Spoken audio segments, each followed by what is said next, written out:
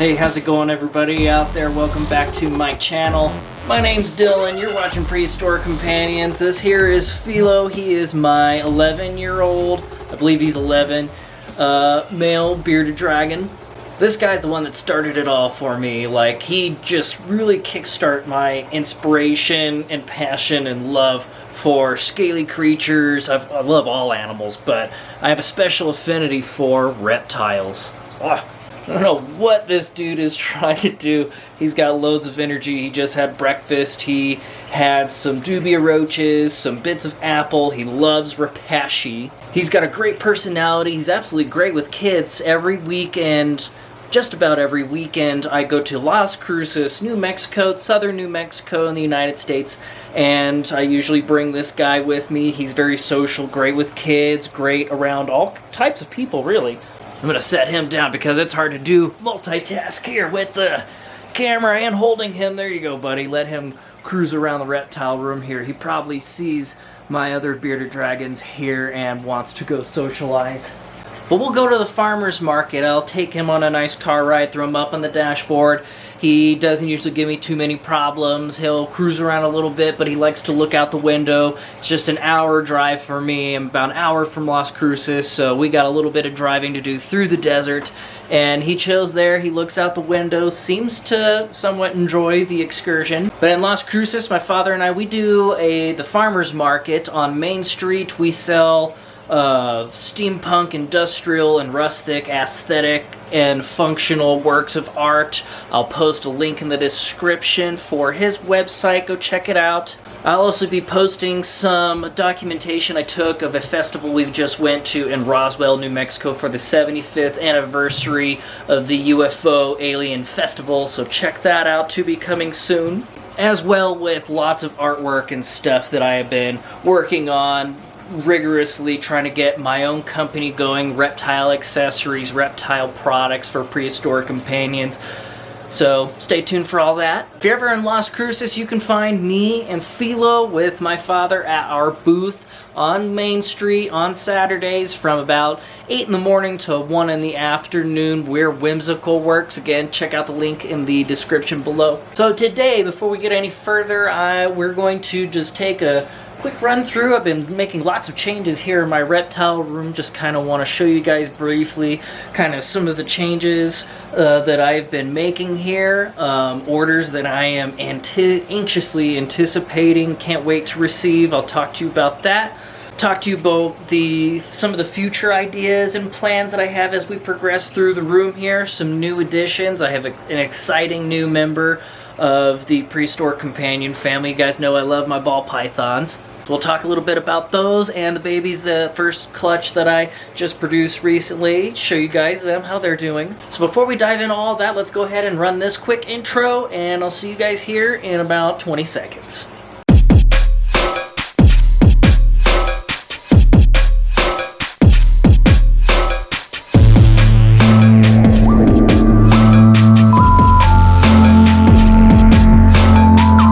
Alright, Philo has found his girlfriends. I have 2 female bearded dragons set up in these 40-gallon tanks. They are nowhere near adequate for their size and the setup. It's very bland right now. I need to put more paper towel in there. I was doing some cleaning. Back in April, I ordered a huge dual-style bearded dragon enclosure. You know, there are 2 120-gallon tank enclosures from Custom Reptile Enclosures. That's Evolution. The brand is Evolution, and it's got 2 120-gallon tanks. You know, one on top, one on the bottom, with a spacer hood for the lighting, and probably you could store other things in there, I'm sure. But it's gonna look amazing. I contacted the company because it's been like 2.5 months since I placed my order.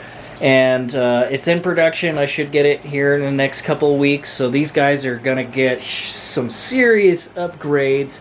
And then I'll convert these tanks into bioactive like I did my boa tank up here. Linguini is doing great. I'll take these 2 40-gallon tanks down here. We got Magma. Magma, she's a red hypo, translucent, leatherback, het, 0, I believe. Young one, she's doing great. These guys are real healthy. They don't stick their nose up at food.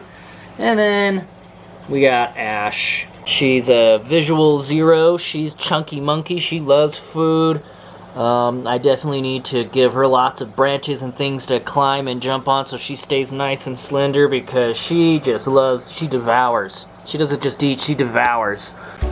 Okay, back to Linguini. So yes, I'll take those 2 tanks down there and do something similar along this line, though I'm going to approach these tanks that I do very differently, because I had done this with sanded grout, eco-friendly grout sealer, foam. I'll still incorporate foam just to make sure that, like, all the rock material, like, I want the tank to remain relatively light. I don't want all that rock to be like really dense and heavy, so the foam really helps keep it light while giving it like more dynamic features. You can create ledges and things, so I'll do some more builds. I've got some more interesting materials I want to experiment with, so that's coming up in future videos. Some more different material usage. I think it's going to be way more functional and way more aesthetically pleasing. So, but here is Linguini.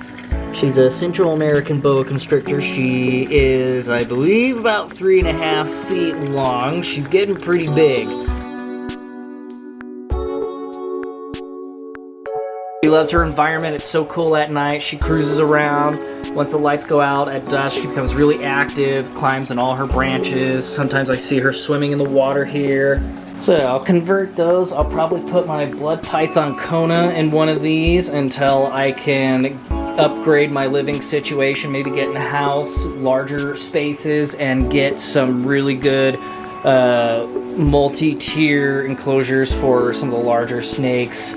Give them more enrichment, things to climb on, get them out of some of these tubs.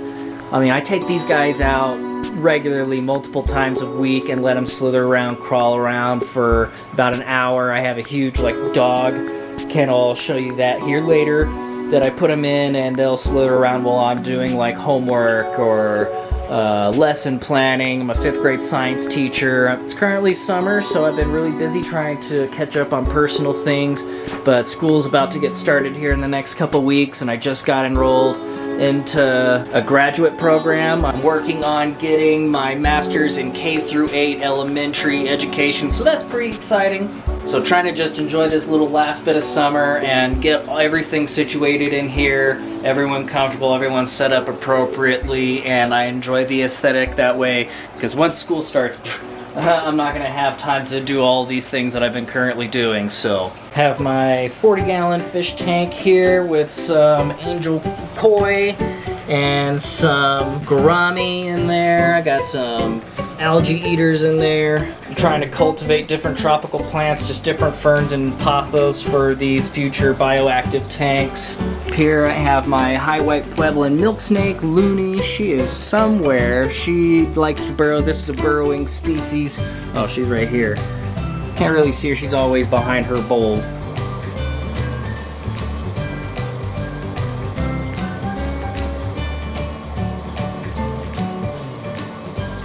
She's a crepuscular species, so I always see her really early in the morning or at night cruising around. So this past year, working at the elementary school I'm employed at, my supervisor, her son, has a ball python she informed me about.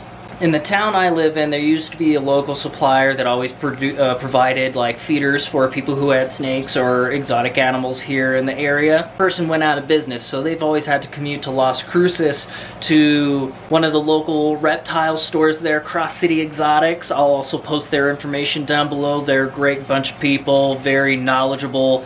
They're always very helpful for me every time I go. I usually go about once a week or every 2 weeks. I spend a lot of money there. But that's an hour every like week or 2 weeks that you got to go and get a rat. And my supervisor insisted that this ball python, her son's ball python, only eats live rats, so that's what they've been doing. As time progressed, I think that they just had other things going on. They had a new grandchild come into the family, and I think maybe she was expressing some concern having a snake in the house and having a child. Like, I could see where maybe that might have been a concern, and a reasonable one, absolutely. Along with just, life happens. A lot of things, life shifts and changes, and I think they probably, maybe slightly the novelty wore off, and they knew that I was really into snakes, and they thought that maybe I would be interested in acquiring this ball python. I didn't hesitate. I was like, absolutely, I'd be happy to take him. And they know my channel. They know what I'm about. They know that I'm avidly keeping all these animals, and that I'm really passionate about the care and the quality care, and not just keeping them, but like keeping them in their appropriate tanks and really observing their natural behaviors, seeing them thrive. So they knew that he was gonna get definitely a good home. So let's introduce you guys to Charlie here. Let me get you a close-up. I've actually had this guy for probably about 5 or 6 weeks now. He's already, believe it or not, had 3 or 4 frozen thawed meals for me, so I have not fed this guy one live prey item at all.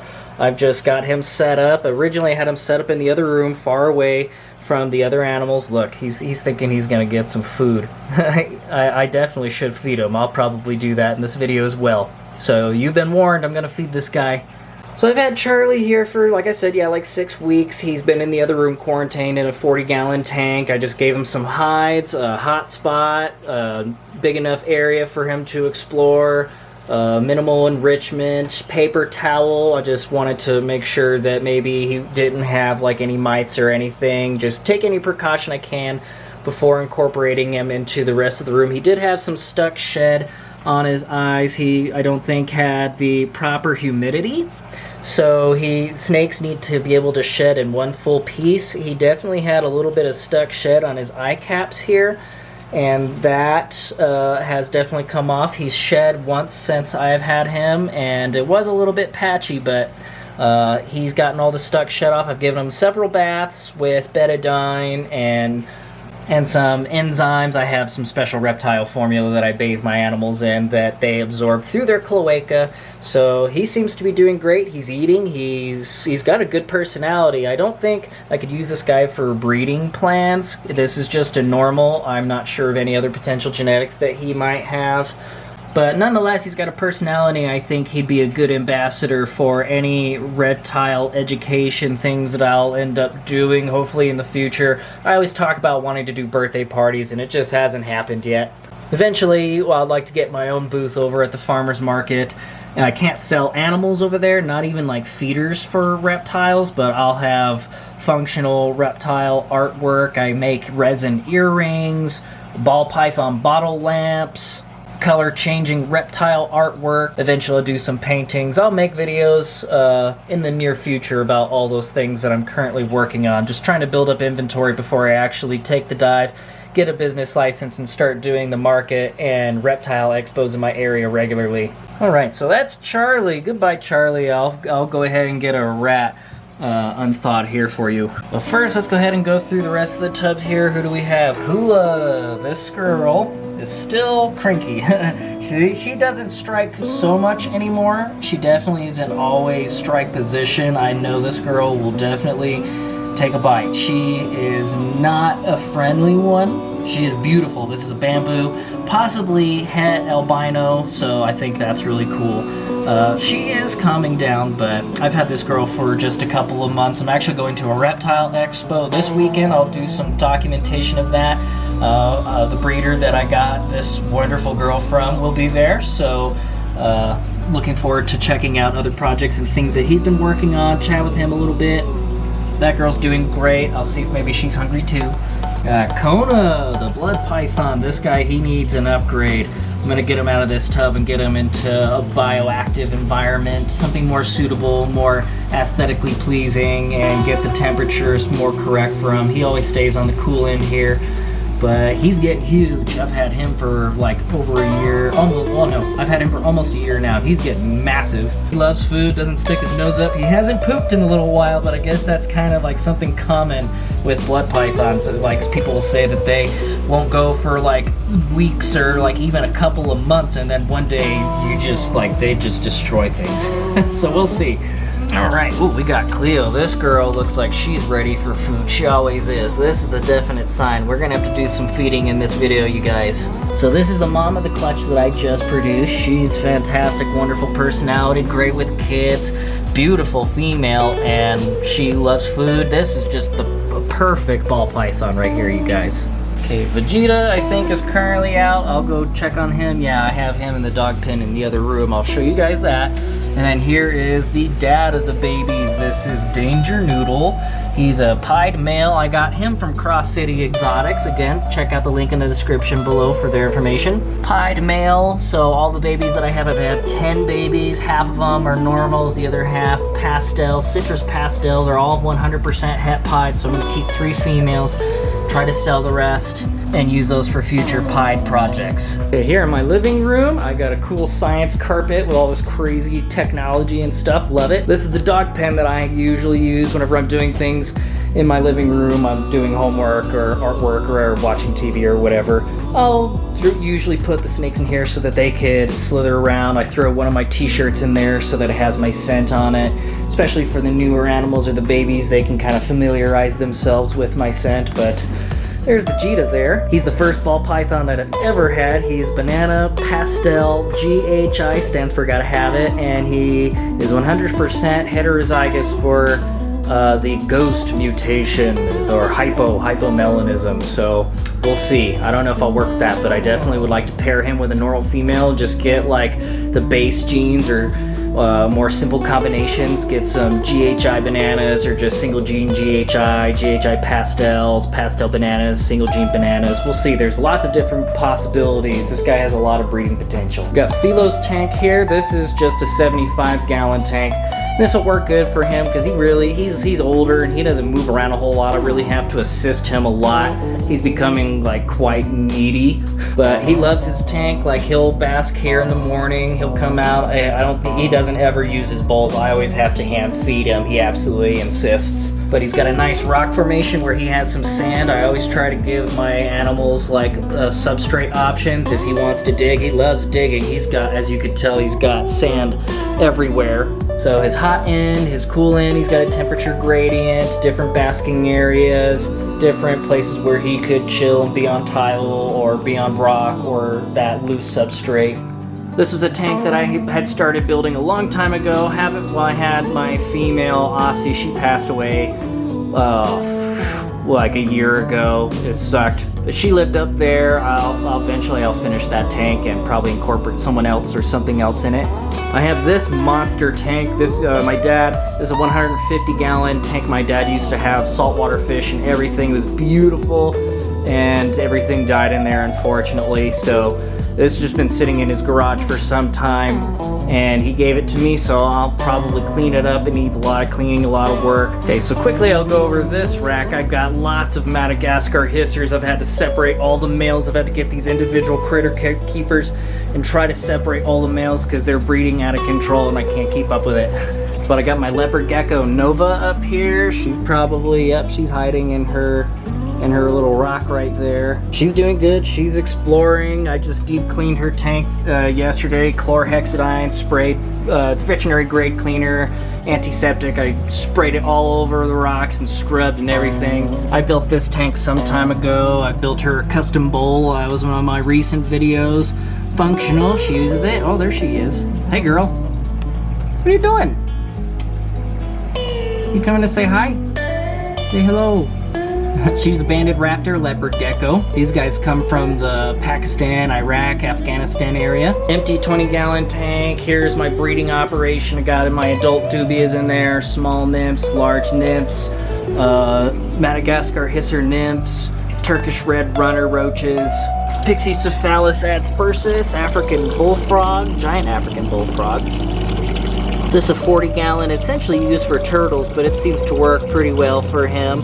I cut out a section on the side here with a utility blade and silicone some plexi in there, so I have a viewing window so I can see what's happening under the water in there. I have a towel on top just to help keep the humidity in there. I live in southern New Mexico and it's dry here and it seems the water evaporates so quick, so I put a towel on top of these tanks just to help keep the moisture in the tanks where I need it. A nice air filtration unit, gotta have those, keep the air quality, everything in your environment just right. Got a fan that blows, just keep the air circulation going in here. Humidity is pretty high in here, especially if I'm keeping bearded dragons in here, so I gotta probably run my fan and leave some doors open. I have swamp cooling in here, so the humidity gets pretty high, but it's important to keep these temperature and humidity so that, you know, whatever it is you're keeping in here, it's way too high humidity in here for bearded dragons, so I gotta really lower that. 32 is okay. It shows you like the low and the high. It was pretty warm in here. I try to keep it around 80 to 82 is really the warmest, but at some point I got 84. It does get pretty warm in here, but I try to keep it 80 degrees ambient temperature in here all times. Down here I actually have a local species in here. It's hiding back here actually. So this is actually a local species. This is, I think, a Clark's spiny-tailed lizard.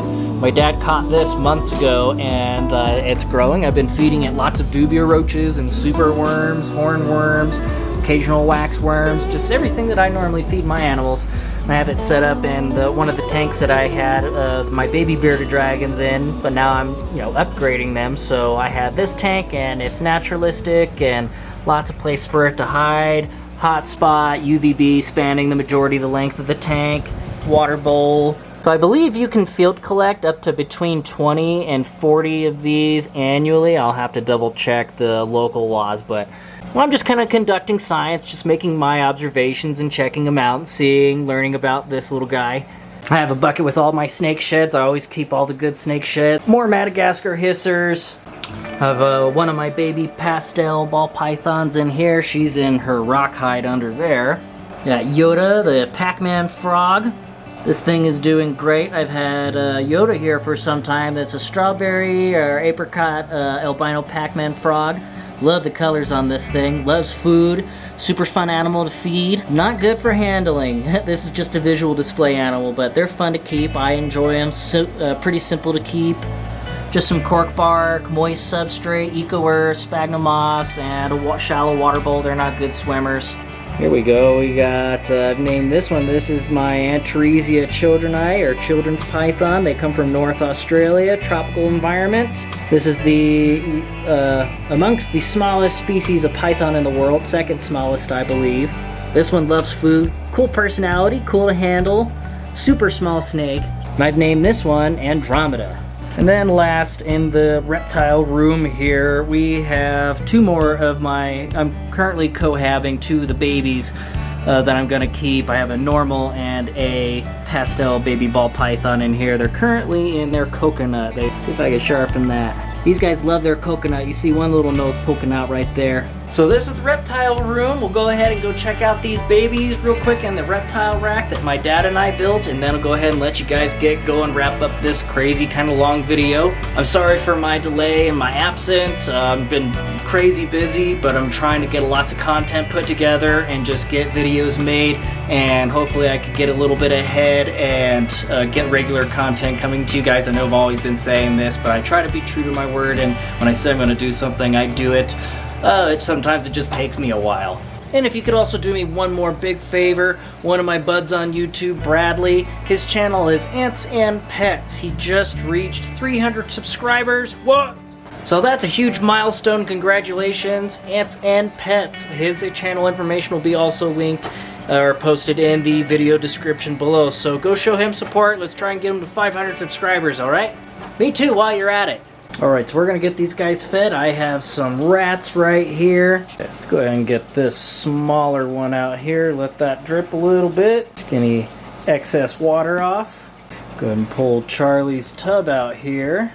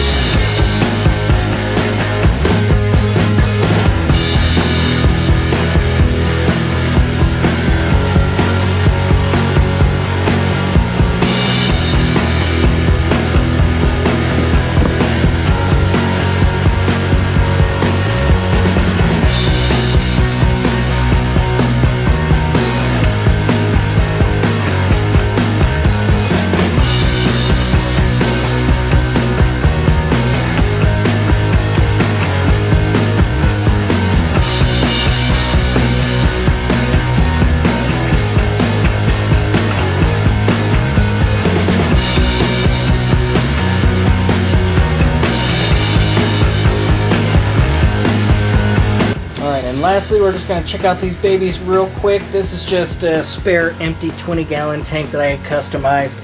Nothing in there yet. Pull out this first tub here. My dad and I built this rack. He is quite the handyman, and I didn't know what I was doing, so I was really happy to have him around. Here's the first baby. Little pastel. So all these babies are eating, finally. Let's see. There's nothing in that one, because I'm keeping that one. These hamster hides work really well for these babies. Here's another little pastel. The speckling on these ones is quite nice. All these guys just ate last night, so that's why they're all hiding. A little normal. Try to always keep up with these guys' fresh water. They always got clean drinking water. Definitely the more time that I spend with these guys and look at them, they're so beautiful, their colors, and they're so unique and different in their own ways. And I want to keep them, but I can't. At least 3 of them for sure I'm keeping, but I don't think I can really keep more than that. They're a little normal here. At least until I can upgrade my living situation, get some more space, invest in more spacious enclosures, then, you know, sky's the limit. And then last year, I do believe if I sexed these guys correctly, I did end up with 8 females and 2 males. A lot of yellowing on this normal here. I'm finding that the normals are very variable in the way their patterns and colors come out. Alright, well that's it for today's episode. Kind of a lengthy one, but kind of get you guys all caught up with the what's abouts and kind of what to expect in the future, the artwork, and kind of things that I'm approaching, and just, you know, everything that's going on in life. It's nuts. Hope you guys enjoyed today's content. Remember, please check out all the information down in the video description that I have there for you. Please be safe out there in this crazy world of ours. It's been kind of rare and sporadic, my posting lately, and let me tell you, it's been hard trying to get my life together and trying to get a routine established. I'm all over the place, so I'm really trying. Eventually, I know everything will fall right into place, so thank you guys for bearing with me. Thank you to all my new subscribers for being interested in the channel. Do me a huge favor. Like the video, that lets the YouTube algorithm know that people are enjoying my content. Hit the subscribe button and the all notifications bell if you haven't. The all notifications bell lets you know every time I post a new video. And then last, please do me a huge favor, share my videos, share them to your friends or people that you think are like-minded, have an interest in art and reptiles and like just random stuff, really. That would help me out a lot, so again, be safe out there. I hope to see you guys in the next video. So until next time, you guys, see you later.